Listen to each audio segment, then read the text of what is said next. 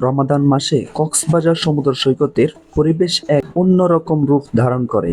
বিশ্বের দীর্ঘতম প্রাকৃতিক সমুদ্র সৈকত হিসেবে খ্যাত এই স্থানটি সাধারণ পর্যটকের ভিড়ে মুখরিত থাকে। কিন্তু রমাদানের এই পবিত্র মাসে এর চিত্রটা একটু ভিন্ন।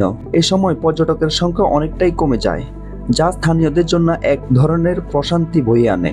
এ সময় কক্সবাজার সমুদ্র সৈকত যেন একান্তর স্থানীয়দের হয়ে ওঠে। সৈকতের পানিতে হাঁটতে হাঁটতে মনে হয় যেন প্রকৃতির সঙ্গে একান্তর হয়ে যাচ্ছেন। সূর্যাস্তের সময় আকাশের রঙিন আবার সমুদ্রের জলে মিশে এক অপূর্ব দৃশ্য সৃষ্টি করে। এ সময় সমুদ্রের কোলাহল মুক্ত পরিবেশে মন যেন এক ধরনের প্রশান্তি খুঁজে পায়। রমাদান মাসে কক্সবাজারের পর্যটন সংখ্যা কমলেও যারা এ সময়ে এখানে আসেন তারা বেশিরভাগই অমুসলিম পর্যটক। তারা এই নগরের প্রাকৃতিক সৌন্দর্য এবং স্থানীয় সংস্কৃতির সঙ্গে পরিচিত হওয়ার সুযোগ পান।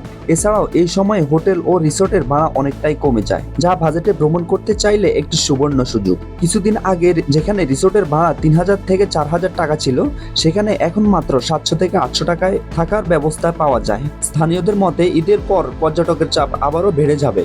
তখন কক্সবাজার সমুদ্র সৈকত আবারও মুখরিত হবে পর্যটকের কলরবে। কিন্তু রমাদানের এই সময়টা যেন প্রকৃতির সঙ্গে একান্তর থাকার একটি সুযোগ। তাই যারা একটু শান্তিপূর্ণ পরিবেশে প্রকৃতির সৌন্দর্য উপভোগ করতে চান, তাদের জন্য রমাদান মাসে কক্সবাজার ভ্রমণ হতে পারে একটি আদর্শ সময়। এ সময় কক্সবাজার সমুদ্র সৈকত যেন প্রকৃতির এক অনন্য উপহার। রমাদানের পবিত্রতা আর সমুদ্রের নিস্তব্ধতার মেলনবন্ধন এখানে এক অপূর্ব পরিবেশ সৃষ্টি করে, যা সত্যিই অতুলনীয়।